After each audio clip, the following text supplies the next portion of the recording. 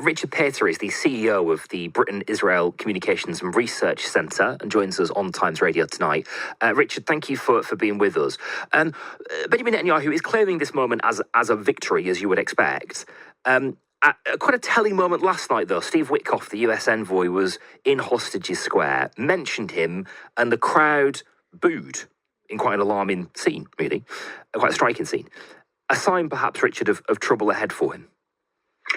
First of all, good evening. Thank you for having me on. I just came back actually early this evening from Hostage Square in Tel Aviv, and there were no political speeches, so there were no opportunities to booze. But that's being, if I can reflect how that's being perceived here in Israel today, I think it's really a mixed crowd, a mixed reaction from that, because obviously the crowd there, which is very much kind of affiliated, associated with the opposition parties, let it known full well that whilst they really appreciate Witkoff and by extension President Trump's involvement, they've got a lot of severe criticism of their own Prime Minister Netanyahu. The picture across the country is more mixed. Netanyahu is kind of the Marmite character, if you like, that you either love him or hate him. And despite the turbulence that Israel has gone through over the last 2 years, he retains a residual support of, I would say, probably at least a third, if not more, of the country. So it's a mixed picture there. We're going to talk a bit later about the rebuilding of Gaza. I think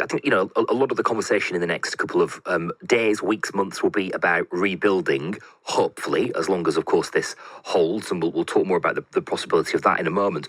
One of the things that a lot of people have been saying, Richard, is that there has to be a rebuilding exercise for Israel too, with as far as sort of his relationship is concerned with international partners. They have over recent months and years felt unheard when they have cautioned restraint, and a suggestion, Richard, that Benjamin Netanyahu may not be the man to do that.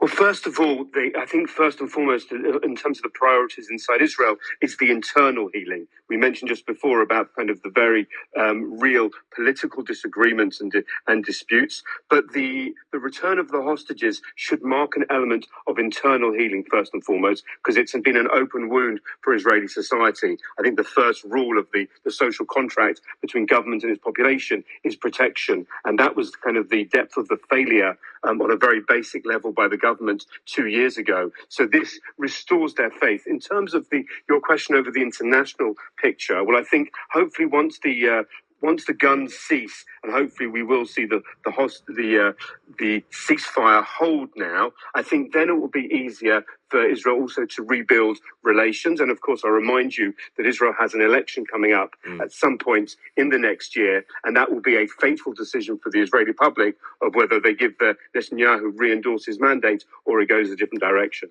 Just briefly, Hamas leaders saying that they won't disarm. There's been some contradictory commentary, hasn't there, from those at the top of Hamas as far as that key pledge, that key part of this peace process is concerned.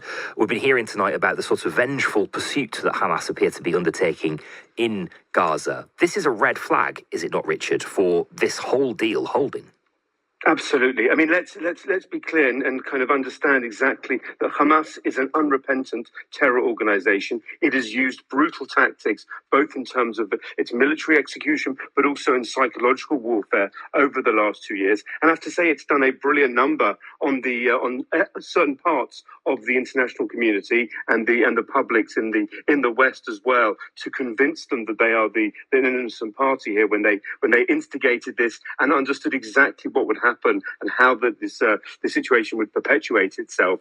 And as you correctly say, it's an absolute red flag here that as soon as kind of just over the weekend, Israel pulled out their forces, and already Hamas are able to re-emerge from their tunnels. I've seen some footage even in uniform as well, kind of proudly reinstating their force. And this is the challenge of the summit tomorrow in Egypt, that once the hostages come out, this will be for the international community to speak in a clear voice and understand that disarmament, and to borrow the terminology of Northern Ireland, the decommissioning of arms is so important. Okay, Richard, thank you for your time tonight. I appreciate it. Richard Pater, who's the CEO of Britain Israel's Communications and Research Centre.